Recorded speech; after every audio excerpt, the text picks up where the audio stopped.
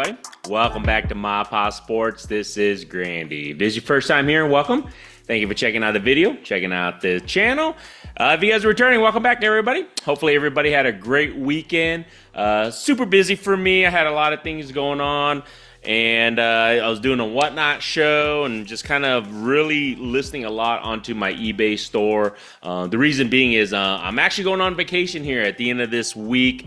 The next couple days here, I'm going to be going to Hawaii. So I don't know if I'm going to be recording any videos. We'll see. I'll be in Hawaii. I don't know if you guys want to see videos of me in Hawaii or whatever the case may be. But I'm taking my family for a family reunion slash vacation type deal, so I'll be gone for probably a little bit over a week and a half. So there you guys go. If you guys don't see a video, don't leave. I just on vacation, guys. Simple as that, man. But I'll see if I can record a video and I'll talk about things. I'm pretty sure there's a lot of things going on with the hobby, and who knows, I might stop by a shop in the Hawaii area and just kind of check it out and let you guys know how things are going over there. So but today I wanted to talk about, there's so many people, so many social medias, YouTube videos, how to make money or how to flip money or look at this and spending. You know what? Let's talk about how to lose money, all right? I guess this is a quick video of the fastest way to lose money in the hobby, I guess you can say. There's many ways to do it. So let's just start there, guys. I guess the biggest, or not the biggest, one of the major ways you can lose money is, and everybody probably knows this if you're getting into the hobby, is buying into breaks and open up boxes. It's a lottery. It literally is gambling. You're opening up boxes. Hopefully you can get your money's worth. So a lot of people who, whether they're opening up a hobby box or a retail box, if you're spending anywhere from $30 to $50 on those retail boxes, the value that you get back when you open up all those cards most likely won't even come close to what you spend on those boxes. So you spend like I just said, about $30 on a box, a blaster box, let's just say.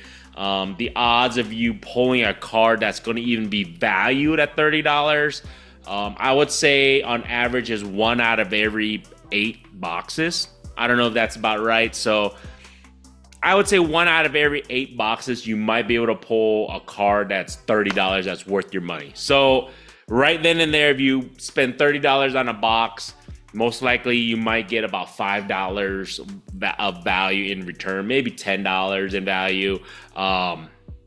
That's probably the fastest and easiest way to lose money when it comes to sports cards, is opening up those boxes. I've opened up hundreds and thousands. I don't even know. I couldn't even count how many boxes. But knowingly, it's for leisure, for fun, not to make money. So that's the one thing, is that I know open up these boxes going into it that I'm going to most likely about 90-something% of the time I'm going to lose money. So as long as you know that, that's the biggest way to lose money. Also buying into breaks. When you're buying teams and stuff like that, it's great to start a collection that way. However, when you're buying teams, yes, you're not buying the actual boxes, but it's the same case. You're buying a lottery ticket on that specific team, hoping that you can get a decent return. Most likely than none, you're going to lose money most of the time. So that's the biggest way. I wouldn't say it's a waste of money, as long as you know it's an entertainment factor. It's a gambling factor if you like that stuff. Whether you're a kid or whether you're an adult, knowingly, that's going to be the fastest way to lose money, value on your money, that is, in regards to the cards. So there you guys go. I know nobody wants to hear it, but it's the truth, man. Opening up boxes, buying into breaks, most likely is the fastest way to lose money or to lose money in the sports card hobby. So there you guys go.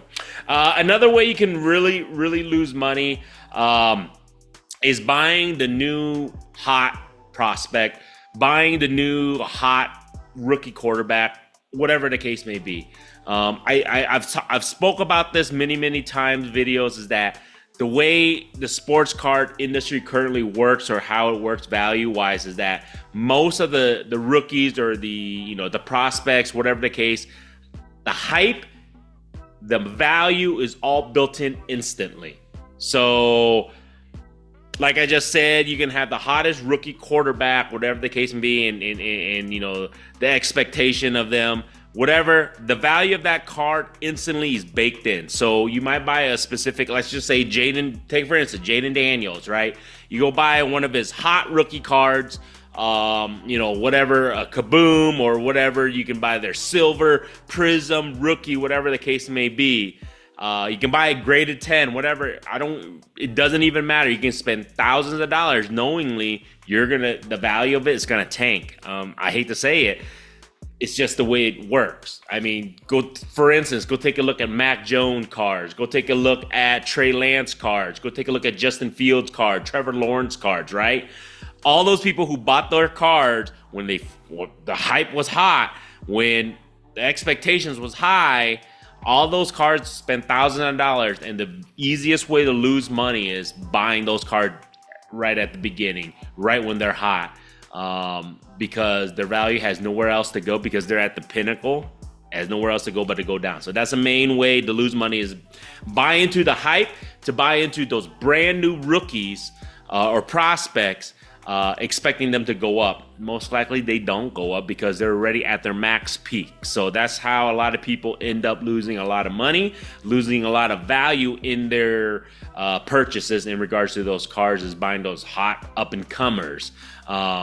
You should definitely know, like I said, when they're hot and they're high expectation, the prospects, they're at their peak value. Most likely they're going to go down. Don't care who it is, don't care what they do, because at the end of the day, a majority, like 99.999% of these guys will not win a championship, will not be a Hall of Famer, will not do anything, will honestly be a bust. So what happens is, only thing to do is for the values to go down. So that's another huge way that a lot of people lose money or lose value in their purchases in regards to the sports card hobby. Another way that I've definitely been seeing a lot more people losing money is grading cards. Now, hold on. I understand grading adds value to your cards, 100%. I do it. I send a lot of cards into grade. My inventory relies on me sending in these cards to get graded. However, what people don't realize is that you don't always get 9s or 10s, especially 10s, okay? Whether it's PSA, SGC, it doesn't even matter. So when you're spending these, let's just say on average, people are probably spending about close to $20 to grade a card, okay? Let's just throw it out there. Let's just say you're grading a card for $20.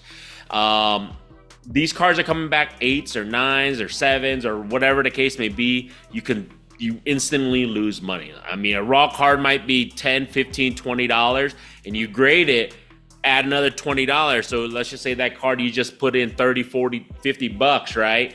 Coming back an 8 or a 9, the value of that card literally probably drops to 20. Let's just say you would have sold it for raw for that same price, but you just spent $20 to grade that card, so you lost money right then and there. Now, if it comes back a 10, of course you're going to add value to it, and of course you should be able to make a little bit of profit on that. But that's the case. You don't always get 10. So that's another way to lose money, is that you're grading cards. If you're not being, careful what card you submit, you're not looking at the card, the quality, the surface issues, the corners, all that centering, all that stuff. And it comes back, doesn't get a 10, you're most likely than none going to lose money on that card by grading it. So that's a huge way to obviously, lose some money in regards to that. Another way you can lose money in sports cards, I would definitely say, is overreaching. And when I say that, is that a specific card, it could be a GOAT, it could be a Hall of Famer, it can be like a Steph Curry auto, or LeBron James auto, or whatever the case may be. And let's just say the last couple comps on those cards are $1,000, right? You go to a show, whatever, the guy has it listed. You don't think you can buy it anywhere else. Then you buy it, you end up buying that card, you overreach, you spend $1,200. So, $200 more than what, the current comps are, because you feel like it's a rare card, which it possibly could be. But you overreach, you overextend, and then 5 months down the road, you want to move off of that card. you're just looking to sell that card. Say the comps are still at 1,000. You end up selling that, or trading that card or whatever the case may be at $1,000, and you're literally $200 down the drain because you just want to move off of that card and you want to get something else. So I see that happen quite a bit. People buy in and they overextend, overreach on a specific card, specific player, and then they're looking just to move off of it as soon as possible. They could care less, or I wouldn't say could care less, but they want to get rid of it, and they end up losing money of whatever they ended up paying for that card. That is a major reason that I think a lot of people lose money, because they overreach, overextend, paying for more than what the card is probably valued or that player is probably valued. I see that happening quite often in regards to that. I think the biggest thing is also, this is the major thing about the sports card industry, what people, I think they fail to realize, some of them. It's a race to zero, guys. In regards, I've heard this quite a bit. Some people, I probably stole this from other people, but sports card industry, I hate to say it, it's a race to zero. And when you say that, a lot of these cards, as I was mentioning, prices are baked in at the beginning and they just honestly drop. So it's the race to zero. You're trying to move off of your cards as soon as possible, especially if you're trying to do this as a source of income, or you're trying to profit off in this industry. It's a race to zero. You buy all these cards, you're trying to get rid of them as soon as possible before they hit zero, because I feel like a lot of these cards, value-wise, they will get as close to zero as possible. It's overprinted. There's just, there's a lot of hype versus true value. That's the craziest thing, is that the hype outweighs the value at the beginning. But then true value comes into play within the next month, 2 months, years, whatever the case may be, as that player develops, as that player doesn't develop. So there you guys go. So it's a race to zero, and that's the definition is that. Once you open up a box, whatever card you pull might have a specific value, but it's going to drop. It's going to drop as soon as there's a higher supply. Once more boxes gets open, there'll be more supply. So that's the thing, is the race to zero, is because once this new product comes out, people open it up, supply is low. But as Panini prints, as Topps keeps printing more and more of these cards, the supply increases, so the demand drops. So then the value of it drops. So that's where a lot of people end up losing in regards to money wise, whatever they purchase, whatever the case may be. So it's, like I said, it's 100% race to zero, guys. There you guys go.